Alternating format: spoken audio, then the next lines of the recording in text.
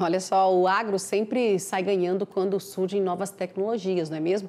Hoje nós vamos falar aqui no nosso jornal de uma que promete, então, impulsionar a agricultura digital, a computação quântica.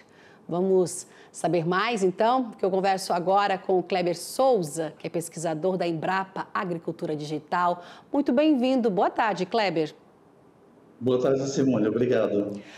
Então, sobre a ciência da computação quântica, né, para a gente iniciar a nossa conversa aqui, como é que ela funciona e como, então, a computação quântica, né, ela vai poder transformar a agricultura digital? A computação quântica ela opera seguindo os preceitos da física quântica, né? E a física quântica ela é uma física que ela permite propriedades que não existem na computação tradicional. Por exemplo, enquanto que a computação tradicional ela opera com bits 0 e 1, a computação quântica ela opera simultaneamente com vários estados entre 0 e 1, como se fossem infinitos estados entre 0 e 1. Então, nós desenvolvemos um estudo no âmbito do nosso Observatório de Agricultura Digital, que é um dos observatórios da rede de inteligência da Embrapa, que procurou vislumbrar que tecnologias que estavam surgindo em nível mundial e que poderiam impulsionar a agricultura. E a computação quântica surgiu como uma dessas possibilidades. E a gente identificou dentro da computação quântica especificamente quais áreas da computação que a gente já usa na agricultura que poderiam se beneficiar da computação quântica. E a gente identificou, por exemplo, a área de bioinformática é uma dessas áreas, a área de modelagem do clima é uma dessas áreas também, a área de sensoriamento remoto, por exemplo, quando a gente faz com TerraClass para ver como é que está o mapeamento das culturas pelo Brasil inteiro, e Smart Farming. Essas são as áreas que foram identificadas que poderiam se beneficiar do uso da computação quântica. Então, Kleber, a gente vê aí, né, em relação onde ela pode ser aplicada, não é? Quando você fala nesse sensoriamento, né, também na bioinformática, mas esse potencial todo aí que vocês estão estudando resolve, então, esses problemas mais complexos quando a gente fala das lavouras, né? Mas o que pode mudar, então? A gente está falando de melhoramento genético, a gente está falando de máquinas, a gente está falando de doenças em algumas culturas. Por exemplo, em termos de melhoramento genético, a gente sabe que a gente tem que fazer análise de um DNA completo na etapa de melhoramento genético. Vamos supor que acabou de entrar uma praga no Brasil. A gente viu isso muito na questão do coronavírus. Era um vírus desconhecido, a gente não sabia como lidar com ele, a gente saiu uma corrida dos laboratórios pelo mundo inteiro para tentar sequenciar esse vírus para que a gente conseguisse achar uma vacina para uma doença, né? E aí todo mundo presenciou essa aflição do mundo inteiro para desenvolver uma vacina. Na área animal, ocorre a mesma coisa. Na área de doenças de plantas, ocorre a mesma coisa. Chega um patógeno novo no Brasil, a gente tem que buscar uma forma de controlar aquele patógeno de maneira mais rápida possível. E a computação quântica, ela poderá ajudar na redução desse tempo de processamento. Os algoritmos quânticos, por exemplo, eles têm algoritmos que são provadamente mais eficientes do ponto de vista computacional, que são capazes de dar uma resposta mais rápida quando a gente está fazendo, por exemplo, uma junção de sequências de DNA para um micro-organismo que acabou de chegar no Brasil. E até para procurar doenças já existentes, a gente consegue procurar de forma mais rápida. Eu vi uma notícia, por exemplo, recente, que foi descoberto que marcador molecular que existe no nosso organismo, no nosso DNA, que confere a proteção ao coronavírus, né? Isso já poderia ter sido descoberto antes se a gente tivesse meios de fazer processamento mais rápido e uma maior quantidade de dados. Então, essa, por exemplo, é uma das aplicações que a gente vê que poderiam ser impulsionadas pela computação quântica. Kleber, diante então de tudo isso que você está trazendo aqui para a gente, não é? Nesse melhoramento todo, nessa agilidade toda, então é estratégico para o Brasil dominar essa tecnologia quântica, não? Sim, a gente tem observado o seguinte, o Brasil, apesar de ele ter fincado um pé já na computação quântica, hoje mesmo foi o lançamento do programa CUTIA da FAPESP, já teve outros programas do MCT também para investir recursos em computação quântica, mas juntando tudo deve dar a ordem de, sei lá, o programa CUTIA da FAPESP é 150 milhões de reais, né, que dá sei lá, uns 30 milhões de dólares. E juntando com todos esses programas, deve dar uns 100 milhões de dólares que a gente está investindo.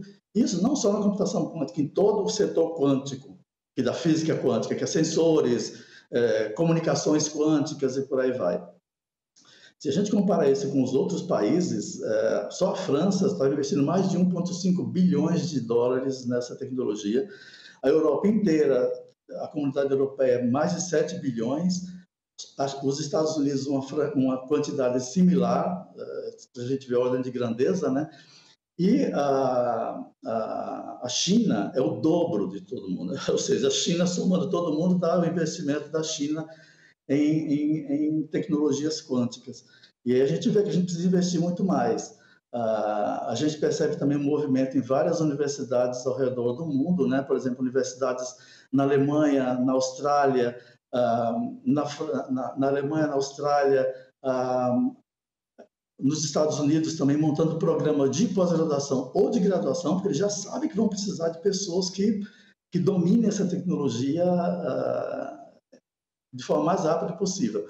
Na Austrália, eles previram já que, por exemplo, por volta de 2045, vão ser necessários 14.500 programadores em computação quântica. Eles já sabem que eles não vão conseguir ser capazes de fornecer isso só com os programas de pós-graduação que eles têm hoje em dia, que são capazes de formar 5 mil. Então, o que eles fizeram? Eles montaram um programa de graduação em computação quântica. Então, os países estão se movendo para dominar a tecnologia, e o Brasil precisa realmente dominar essa tecnologia, até mesmo antes que a tecnologia esteja disponível, porque os computadores quânticos estão evoluindo muito, eles ainda estão, digamos assim, tem computadores quânticos, uma classe deles que já está disponível no mercado, outra parte é bem na infância ainda, e essa parte que está ainda na infância, que tem por volta de 100 a 1000 qubits, eles estão em franco desenvolvimento, mas o prospecto deles é daqui a 10, 20 anos. Enquanto que essa outra classe de computadores quânticos, da D-Wave, por exemplo, já tem 5.000 qubits quânticos, já poderiam ser explorados para pesquisas aqui no Brasil. A Alemanha, por exemplo, já comprou um deles, né? A Alemanha, o Instituto Jülich da Alemanha comprou um computador da D-Wave de 5.000 qubits. E eles querem justamente pesquisar doenças, desenvolver novos tratamentos, desenvolver terapias, estudar terapias de aplicação de radiação em câncer. Então, tem uma série de aplicações que já estão sendo exploradas. Ou seja, os países já estão saindo na frente aí, porque, como você colocou, existe essa diferença, né, dos computadores quânticos, desses convencionais aí.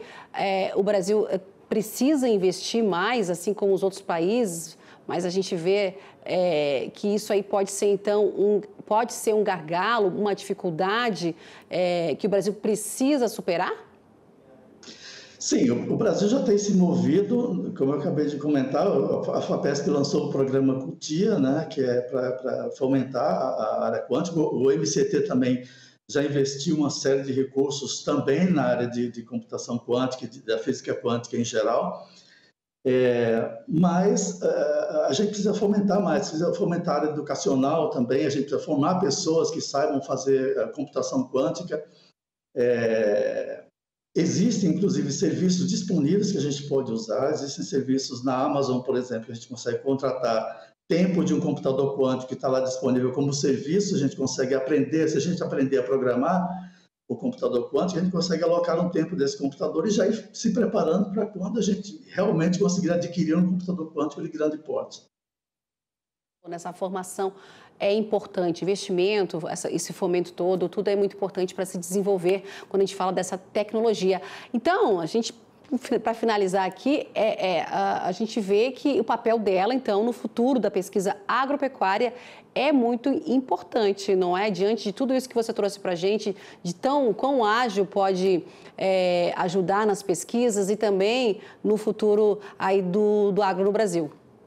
Exatamente. Inclusive na área de modelagem climática, por exemplo, é uma das áreas de aplicação e que é uma área que a gente tem um forte impacto na agricultura. A modelagem climática ela varia várias variáveis que estão interagindo ali para você fazer, como radiação solar, como umidade, etc. E a gente precisa realmente conjugar todas essas variáveis e achar uma resposta o mais rápida possível. E é um problema muito complexo. Então, a computação quântica realmente ajuda também nesse aspecto. Tá certo, Kleber, muito obrigada por essa conversa aqui, esclarecimentos, não é? Quando a gente fala aí dessa ferramenta que é tão importante aí para a pesquisa brasileira, né? Para o agro também, viu? Kleber Souza, pesquisador da Embrapa Agricultura Digital. Mais uma vez, muito obrigada e até uma próxima oportunidade para a gente avançar nesse assunto. Obrigado, Simone. Tchau, tchau. Até logo. Tchau, tchau.